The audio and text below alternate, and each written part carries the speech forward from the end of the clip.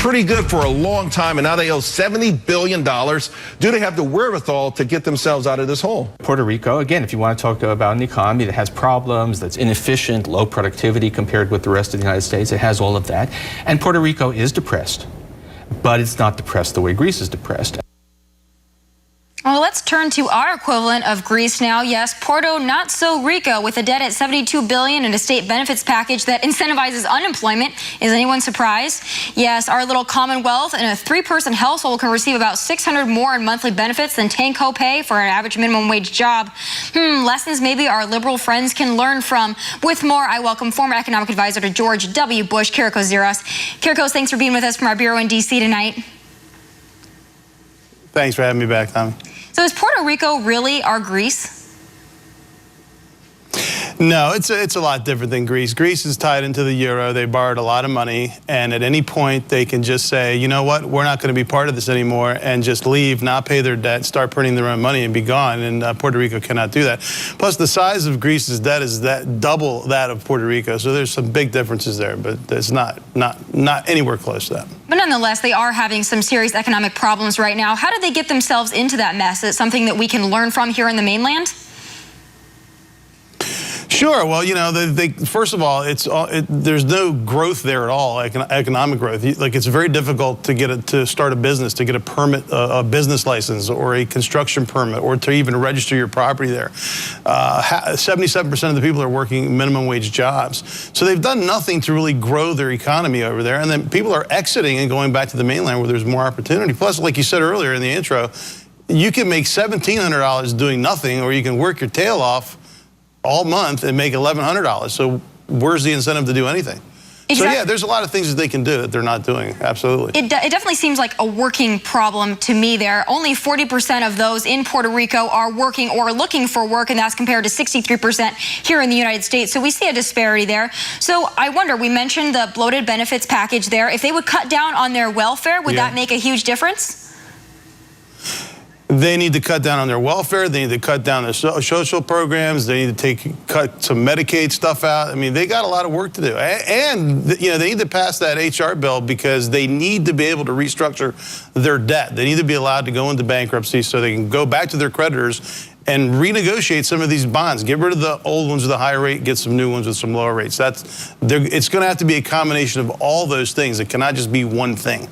Of course, and we know one of the reasons that they're in this mess is because of a high minimum wage. Now, it is $7.25, which is the same as it is here in the mainland, yet the skill set and the level of the economy is much different in Puerto Rico. So if you have that high minimum wage comparatively, I think it's bankrupting them. I think it's causing a big problem for not only employers, but for the country as a whole. Do they need to freeze their minimum wage?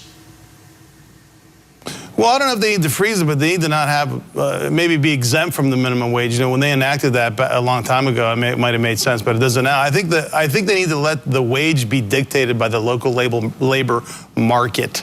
And you might see it go down in some places, and you might see it go up in some places, but I certainly wouldn't raise it. But I would definitely say they should be exempt from the Minimum Wage Act, for sure, because that's hurting growth. People are not going to want to start up a new business if they have to pay a higher wage, and it doesn't make economic sense for them, and that's part of the problem, no doubt. Obviously, Puerto Rico is much smaller than the United States. They're a commonwealth. We've got different variables at play here. But for me, it's an example. It's a microcosm of what we got here in the United States. We've got so many Democrats right now campaigning on a higher living wage, talking about income inequality, talking about those that work at McDonald's should be able to make a decent wage, a minimum wage job, and support an entire family. To me, this is a lesson we can start learning from places like Greece and from Puerto Rico. Do you think we're going to learn anything from it? Maybe the Democrats can take a look at what's going on? I don't think so, because they're not really looking at anything else that's going on either. I mean, let's look around us on every issue, and I'm not saying that to be facetious, I'm being serious. Look at Washington State. There are so many small businesses that are going out of business because they cannot afford to pay $15 an hour, or $10, $12, whatever the number is. You have to understand that the industries that we're talking about are entry-level jobs, and they can't sustain $15 an hour minimum wage.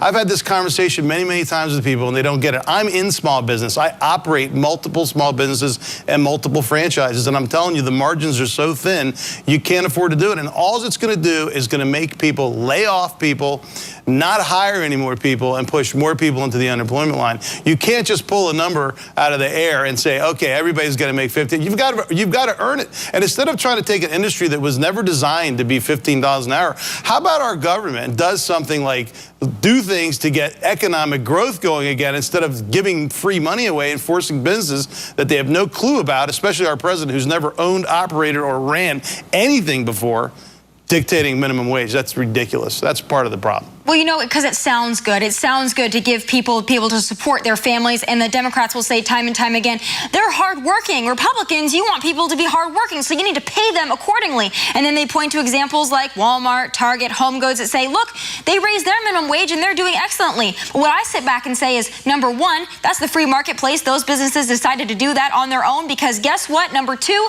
they can afford to do so. Mom and pop down the road, they can't afford $15 an hour, and they're going to have to cut employees to do so.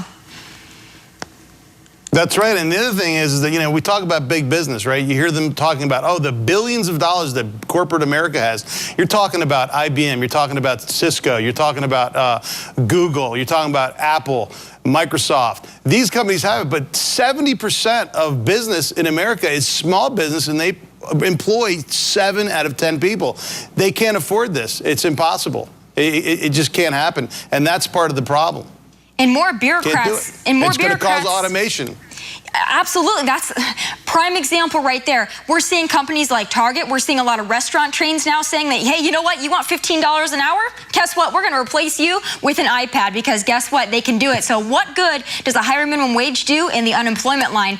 That's my question. But thank you so much for being here. Take a look, everyone, at Puerto Rico. This is what happens when your welfare state gets out of control. Have a great night. Coming up, even some Democrats can spot a bad deal when they see one. Well, I'll get the Dem perspective on this Iran deal from a former Harry Reid aide. Both teams at the table tonight. Don't miss it.